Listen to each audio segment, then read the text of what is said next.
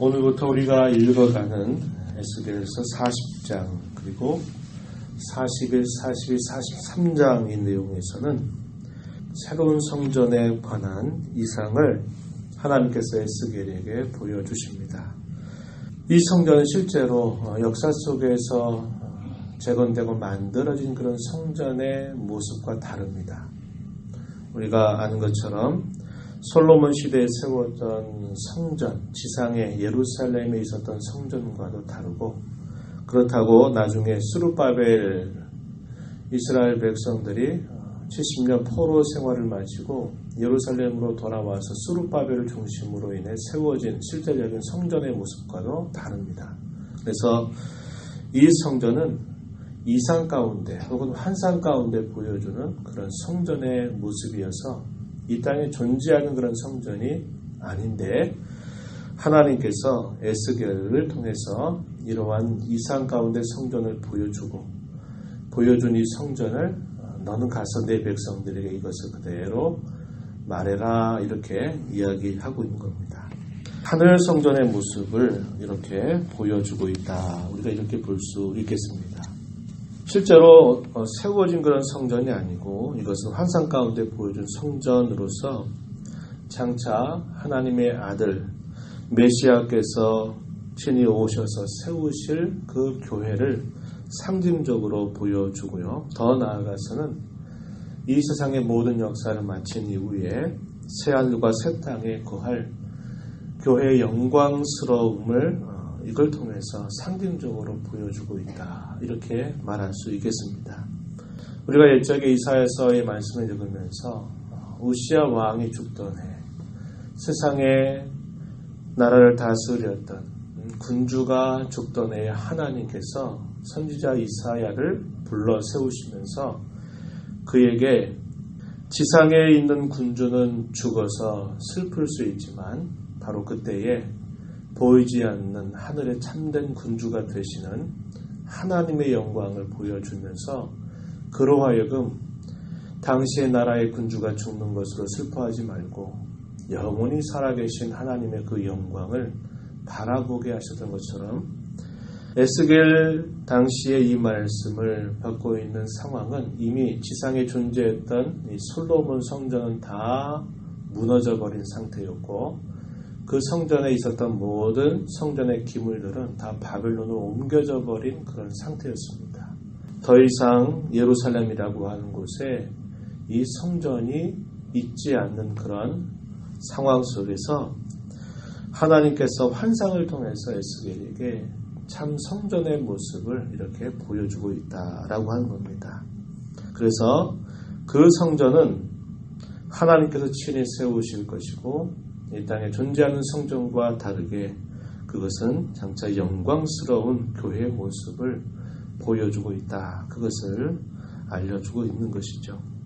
그리고 이제 우리가 에스겔서 이 43장까지의 내용은 이러한 새로운 성전에 관한 말씀을 주시고요. 그리고 이후 에스겔서 44장에서 46장의 내용을 우리가 읽어갈 때에는 그 새로운 성전에서 드릴 예배를 또 설명해 주고 있습니다. 그리고 마지막 47장, 48장 내용에서는 새 땅의 모습을 또 보여주면서 이 에스겔서가 마무리되는 것을 우리가 살펴가게 될 겁니다.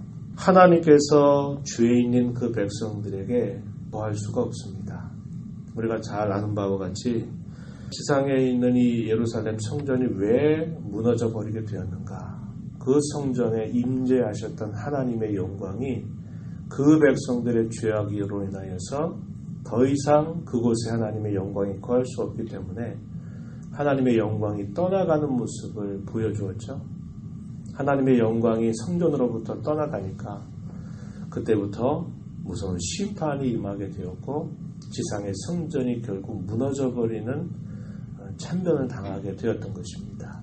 하나님께서 이러한 성전을 그 백성들 가운데 보여주신 것은 이러한 죄의 문제들, 죄로 인하여서 고통하고 신음하고 아파하고 하는 그러한 백성들에게 하나님께서 거하실 처소를 세우시겠다고 하는 것을 말해주는 겁니다. 그것은 죄의 문제를 해결하지 않고는 그렇게 할 수 없음을 우리에게 보여주는 것이죠. 그래서 하나님이 이러한 새로운 성전의 이상을 당시 에스겔에게 보여주시고 그 백성들에게 이것을 들려주라고 말씀할 때는 하나님께서 그 백성들의 근본적인 이 모든 죄를 다 하나님이 정화시키고 정결하게 하고 이것을 다 해결하시겠다고 하시는 하나님의 약속을 선명하게 보여주고 있다는 겁니다.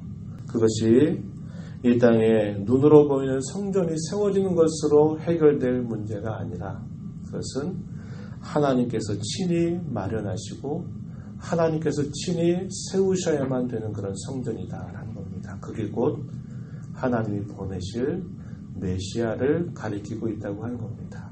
그의 사랑하신 아들을 통해서 이루실 속죄의 사역을 통해서 하나님께서 그 백성들 가운데 임마누엘 함께 하시겠다라는 일들을 하나님이 준비하고 계심을 보여주고 있는 것이죠.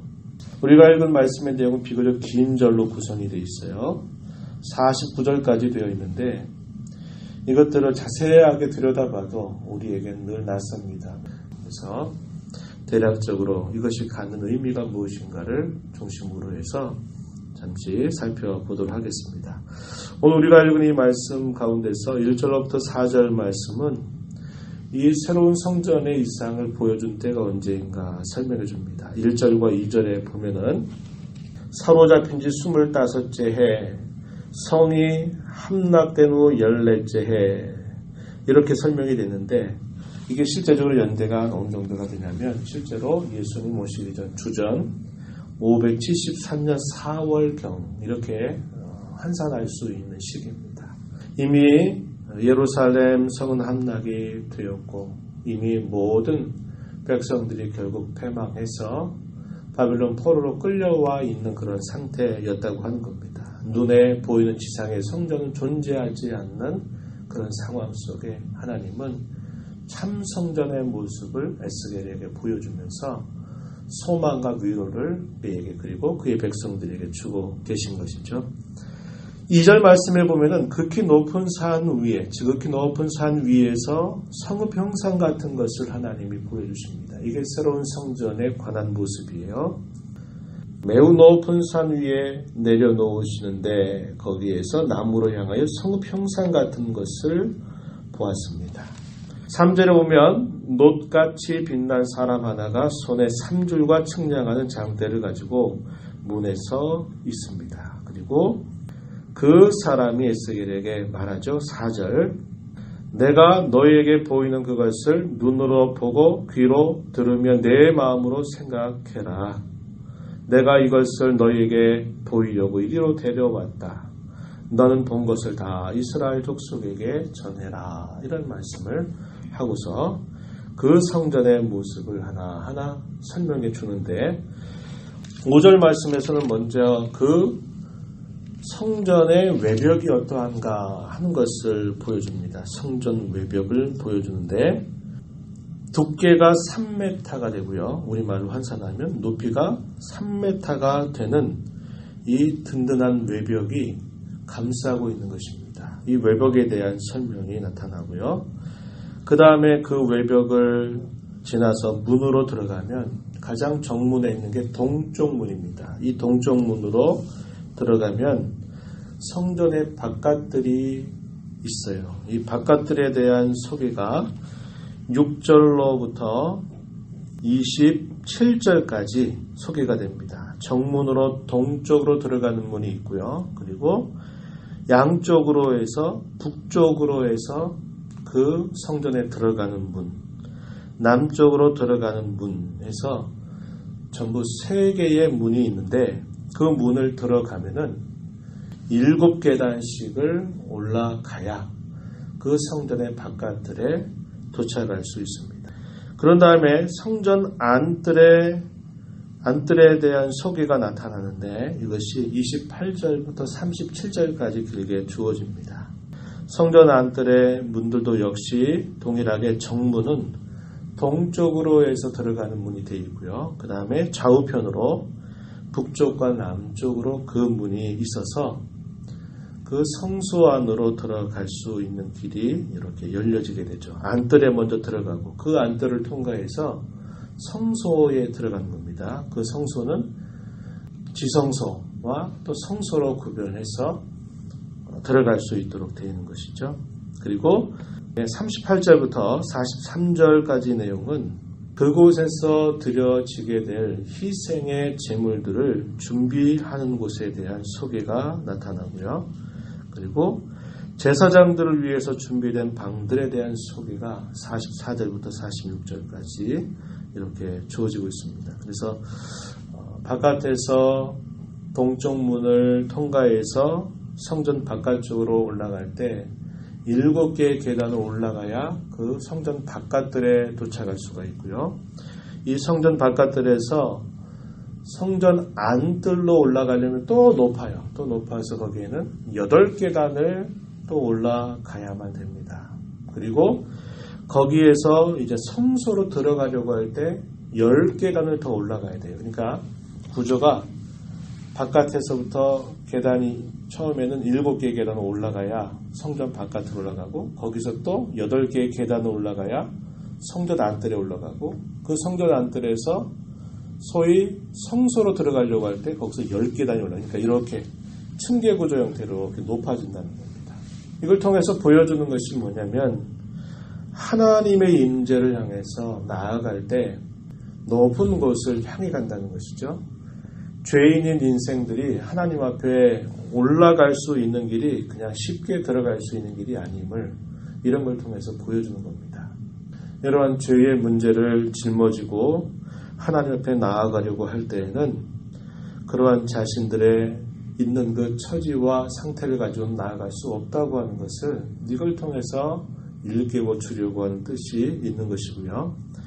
아까 말씀드렸듯이 성전 외벽이 3m씩 되는 그 두께와 높이를 가지고 튼튼하게 이것이 구성되어 있다는 것은 이 죄악된 세상으로부터 하나님이 임재하는 곳으로 향해서 나아갈 때 이것은 분명히 구별된다고 하는 것을 보여주는 것이죠. 이것은 하나님의 백성들이 이 세상 가운데 살면서 이 세상의 많은 사람들과 더불어 섞여 살고 함께 살지만 우리는 구별된 자로 하나님 모신 자로 살아야 됨을 이런 걸 통해서 우리에게 보여준다라고 하는 것입니다. 그래서 이렇게 보여주는 성전의 구체적인 그런 부분들을 우리가 다 이렇게 설명해도 이것이 이해가 되지 않지만 하나님께서 보이시는 이런 구조를 통해서 죄인인 우리가 하나님 앞에 나아갈 때는 그냥 아무렇게 나가서 되는 것이 아니라 하나님께서 마련하신 방법과 길을 따라서만 하나님 앞에 설 수 있다는 것과 우리가 이 세상 가운데서 섞여 살지라도 구별된 삶을 하나님 앞에 살아가는 그러한 자들이음을 우리에게 가르쳐 주고 있는 겁니다. 왜냐하면 저와 여러분은 우리 주 예수 그리스도 안에서 교회로 부름받은 이들이기 때문에 그러합니다. 참 성전이 되신 예수 그리스도를 통해서 이루어 주신 구원으로 말미암아 우리에게 영광스러운 교회로 우리를 세워 주신 그 하나님의 은혜를 우리는 감사하면서 하나님께서 온전하게 거하실 처소가 되기 위해서 우리는 날마다 주님으로부터 지어져 가는 성전이 되어야 함을 우리에게 잘 가르쳐 줍니다. 저와 여러분의 마음을 성전 삼고 거하시는 이 주님을 모신 자로 우리 모든 죄와 허물로부터 날마다 정결한 삶을 살고 거룩한 삶을 하나님 앞에 살아가게 되는 우리 모두가 되기를 위하여 함께 기도하면서 또 이 하루를 복되게 살아가게 되기를 바랍니다. 하나님 아버지 감사합니다. 이 새벽 시간에도 저희들을 불러주셔서 오늘도 주의 말씀을 읽으며 아버지께서 저희들에게 베풀어 주신 귀한 은혜와 또 기대와 또 저희들을 향한 하나님의 사랑이 무엇인지 또다시 일깨워 주심을 감사합니다. 죄와 허물로 인하여 마땅히 죽을 수밖에 없는 인생들을 하나님께서 찾아오셔서 우리에게 구원의 은혜를 베풀어 주시고 이 땅에서 우리의 삶을 믿음으로 살게 하시다가 영광스럽고 복된 주의 몸된 교회로 저희들을 세워주실 그 약속을 바라보며 살아가게 해주신 귀한 은혜를 감사합니다. 저희 마음을 성전 삼고 거하시는 주님의 뜻을 따라서 이 땅에서 거룩한 삶을 힘써가게 하시고 저희 안에 모든 죄와 허물들을 날마다 벗어서 하나님의 성품을 닮아가는 복된 삶이 되도록 저희들을 인도하여 주시옵소서. 이 시간도 내 보좌 앞에 나와서 하나님의 은혜를 간구하며 주의 기대를 따라 살기를 소망하며 간구하는 모든 성도들을 용납하시고 간구에 귀를 기울여 주시고 응답하여 주시옵소서. 예수님 이름으로 간절히 기도하옵나이다. 아멘.